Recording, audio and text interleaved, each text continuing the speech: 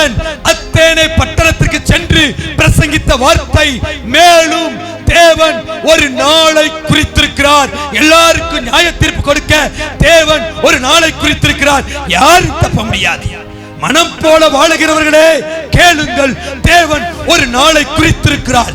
புசிப்போம் குடிப்போம் நாளைக்கு சாவோம் என்று வாழுகிறவர்களே அறிந்து கொள்ளுங்கள், தேவன் ஒரு நாளை குறித்திருக்கிறார். பாவத்தை துணிகரமாக செய்கிறவர்களே கேளுங்கள், தேவன் ஒரு நாளை குறித்திருக்கிறார். பாவத்திற்கு அங்கீகாரம் கொடுத்திருக்கிறவர்களே, ஓரின சேர்க்கை குற்றமல்ல, கள்ளக்காதல் குற்றமல்ல, நீதிபதிகளே, பாவத்தை அங்கீகரிக்கிற நீதிபதிகளே கேளுங்கள், தேவன் ஒரு நாளை குறித்திருக்கிறார்.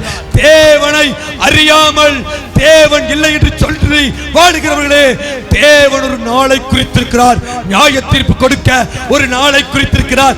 அந்த நாளிலே யாரும் தப்ப முடியாது. எல்லாரையும் நியாயம் தீர்க்க ஆயிரமான பரிசுத்தவான்களோடு கூட இயேசு வருகிறார்.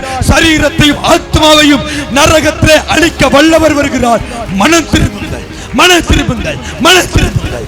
இயேசுவுடைய வருகை சமீபம்.